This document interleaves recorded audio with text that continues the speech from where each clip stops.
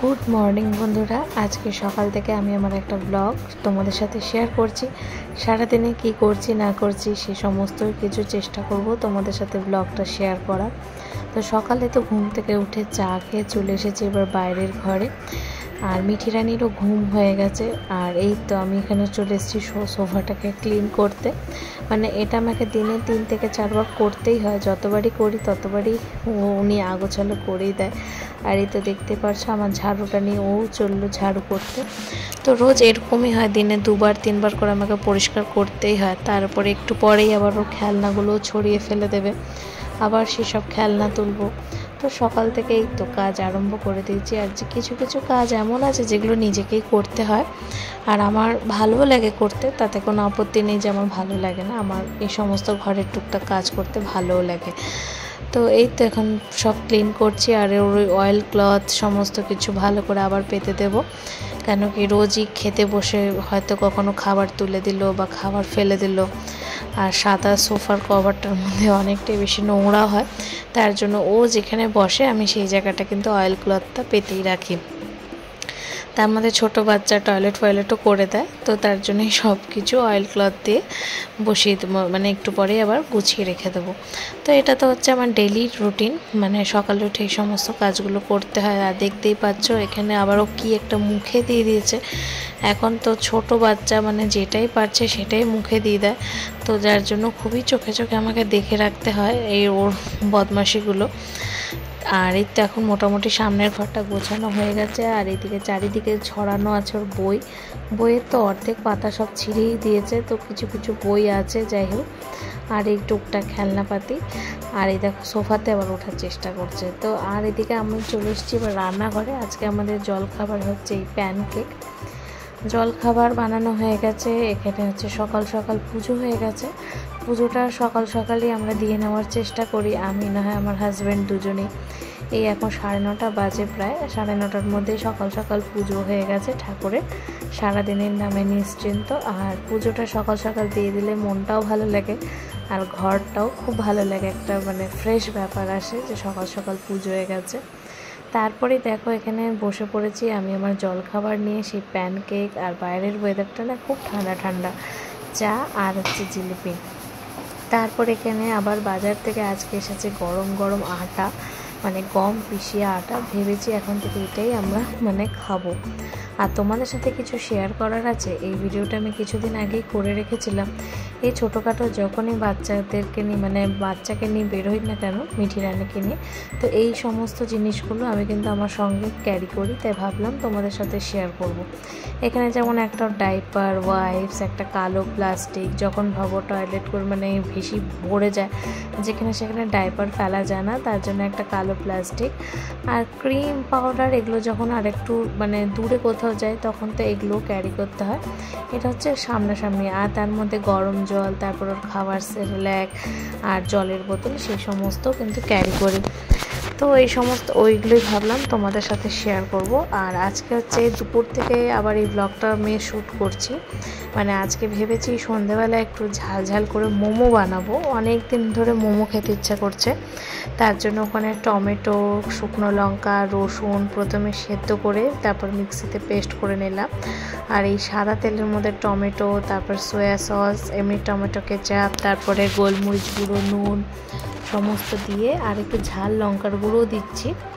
গোলমরিচ গুঁড়োটা না দিলেও চলবে, কিন্তু ঝাল লঙ্কার গুঁড়োটা মাস্ট, তাহলে কিন্তু খুব ঝাল ঝাল হবে খেতে। আর আমি বাইরের এখানে এসে দেখেছি যে মানে মোমোর সাথে সবসময় এরকম একটা লাল চাটনি দেয়। আমাদের ওখানে সাধারণত দেখেছি কাঁচা লঙ্কার একটা চাটনি দেয়, বা কাঁচা লঙ্কা সবুজ সবুজ বাটা একটা এরকম চাটনি বানায়। তো এখানে কিন্তু লাল লাল চাটনি দেয়। তো আজকে আমি সেটাই বানাচ্ছি। আর ওই যে বললাম বাইরের ওয়েদারটা না খুব ঠান্ডা ঠান্ডা, তাই ভাবলাম একটু ঝাল করে মোমো বানাই, খুব মোমো খেতে ইচ্ছা করছিল। তারপরে ওইদিকে আবার গাজর, তারপরে বাঁধাকপি ভালো করে ঝিরিঝিরি করে কেটে নুন দিয়ে একবারে চটকে রেখে দিচ্ছি। একটু পরে কিন্তু এটার থেকে ভালো মতো জলটা বেরিয়ে যাবে। এই সমস্ত জিনিসগুলো আমি দুপুরেই করে রাখছি। মিঠি রানী এখন ঘুমোচ্ছে, তার জন্য ভাবলাম এগুলো করে নিই, আর সন্ধ্যেবেলা মোমোটা বানাবো। আর ময়দাটাও এখানে মেখে নিচ্ছি। ময়দাটা একদম নর্মালভাবে মাখতে হবে, এটা আটা মানে লুচির মতো করে কিন্তু মাখলে একদমই চলবে না, তার জন্য এখানে জাস্ট ময়দা আর নুনটা দিয়ে ভালো করে আমি ময়দাটা মেখে নেব। মোমো বানাতে যা যা দরকার সমস্ত কিছুই আমি করছি, কিন্তু শেষ পর্যন্ত ভালো হবে কি হবে না সেটা আমি জানি না, কেন কি মোমো টোমো তো কখনো বানানো হয়নি। আর বানিয়েছিলাম হয়তো অনেক বছর আগেও, কিন্তু তখনও ওই ভালো মতো শেপ দিতে পারিনি। তো আজকেও আবার চেষ্টা করছি ভালো করে মোমোটাকে বানানোর। চাটনিটা তো খেতে খুবই ভালো হয়েছে, মানে ভালো লাগছে, এখানকার মতোই হয়েছে, একদম ঝাল ঝাল। আর এই তো মোমোটা ময়দাটা মেখে রেখে দিলাম, আর ওপর থেকে জাস্ট একটুখানি বাটার আমি গায়ে এটা লাগিয়ে মানে রেখে দেবো। 2-2.5 ঘন্টা এখন এইভাবেই বাইরে থাকবে, তার জন্য এটা ব্যাস একটু বাটারটা গায়ে বুলিয়ে দিলাম। এইভাবে এখন ঢেকে আমি রেখে দেবো। ঢেকে দেওয়ার পরে আবার এরপরে চলে এসেছি একদম সন্ধেবেলা। আর দেখতেই পাচ্ছ বাঁধাকপি গাজর ভালো করে চটকে নিলাম। এরপরে আমি পেঁয়াজ কুচিয়ে রেখেছি, সেটাও এবার একসাথেই দিয়ে দেবো। পেঁয়াজটা একটা বড় পেঁয়াজ দিলেই হবে এখানে। তো অনেক দিন ধরে মোমোটা ইচ্ছে হচ্ছিলো খেতে, যাই হোক আজকে বানাচ্ছি, ভালোই লাগছে, একটা নতুনত্ব কিছু সন্ধ্যেবেলা খাবার বানাচ্ছি। আর এই তো ভালো করে পেঁয়াজ বাঁধাকপি গাজর নিংড়ে জলটা ফেলে দেবো। নুন দিয়ে আমি চটকে রেখেছিলাম আগে।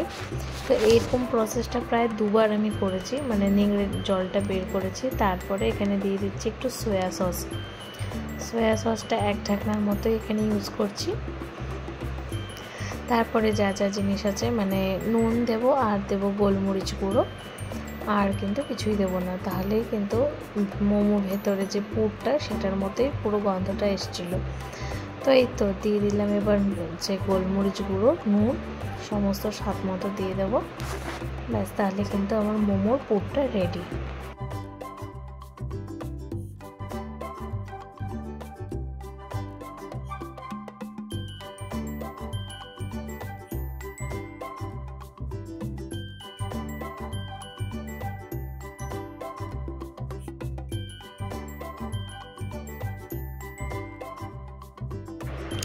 মোমো পুরো এখানে আমার একদম রেডি। আর ময়দাটাও ওখানে আমি ঢেকে রেখেছিলাম, এখন আরেকটু ভালো করে ঠেসে নিচ্ছি।